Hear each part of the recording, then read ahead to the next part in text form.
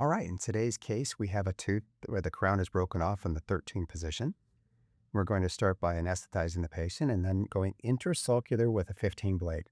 I typically use a micro blade, but they're out of stock right now, so we have to wait on the delivery.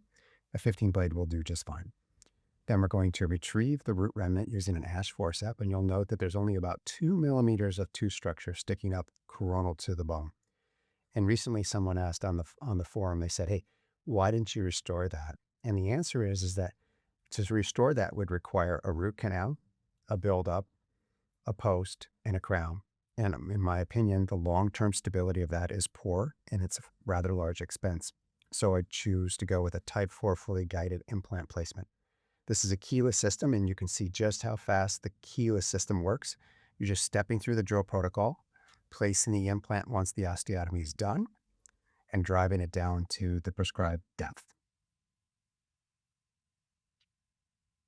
Now we can retrieve the driver and retrieve the guide, and you'll note how lovely the implant was placed.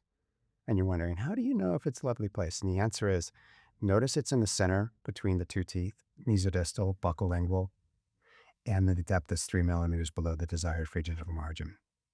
So that's a good placed implant. Now we're placing a healing abutment, 3 millimeter tall healing abutment, and then we're coming in with our gap grafting. And we're gap grafting here for the purposes of not growing bone, but to maintain the volume of tissue, hard tissue around our implant.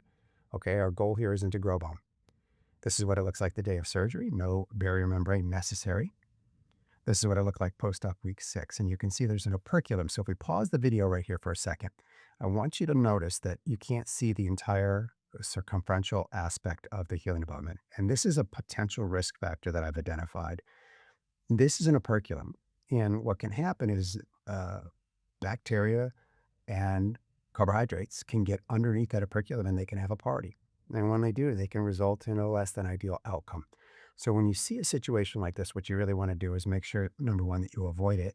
And if they come back and you see it and you have time, intervene by removing the healing abutment. That you can see there's an embedded script on top of the healing abutment, and you can see that's an inverted 3. That's a 3 millimeter tall healing abutment. So we're going to take that out and go with a 5, and that takes care of the problem right away. If you'd like to learn more about how to do cases like this, check out StanleyInstitute.com.